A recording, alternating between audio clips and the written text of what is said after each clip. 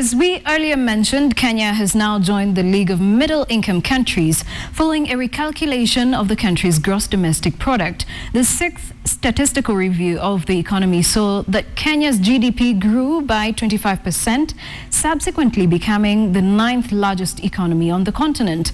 Adelaide Changole explains what this means to the ordinary Kenyan. Rebase it! Rebase your economy and leap from third world to respectable middle-income country overnight! The word rebasing has become all the rage in Africa after Nigeria undertook this statistical review in April, registering a 60% jump to become Africa's largest economy. And today, Kenya announced the results of its rebasing efforts after more than 20 years.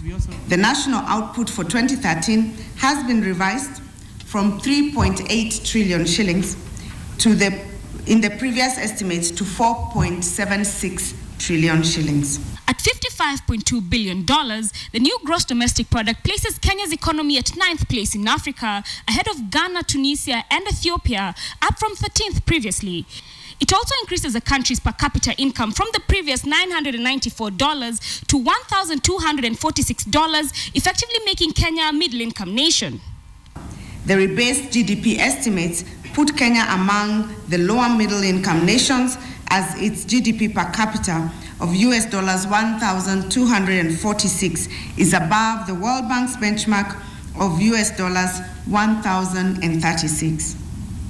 However, the statistical jump and feel-good factor should not be misconstrued to mean that life will suddenly change. Kenyans will be just as poor or just as wealthy as they were a year ago.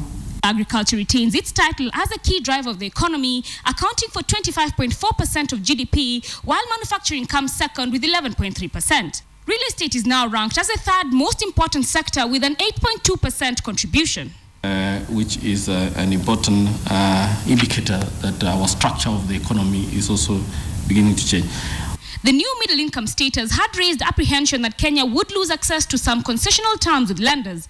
The World Bank has, however, been quick to dispel this fear. Kenya remains eligible for concessional financing from the bank's International Development Association, IDA, window. Interestingly, the rebasing of the GDP has also impacted on Kenya's reported growth rate since 2007. The 2013 growth rate, for example, has been revised from 4.7% to 5.7%, while 2010 numbers jumped from 5.8% to 8.4%. This was attributed to improved coverage of data. And there you have it. Kenya is officially a middle-income nation, boasting Africa's 9th largest economy, statistically at least.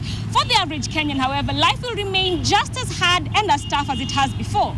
To transition these statistics from just that to reality, more effort must be made to grow the economy and to distribute the wealth generated more equitably amongst all Kenyans going forward.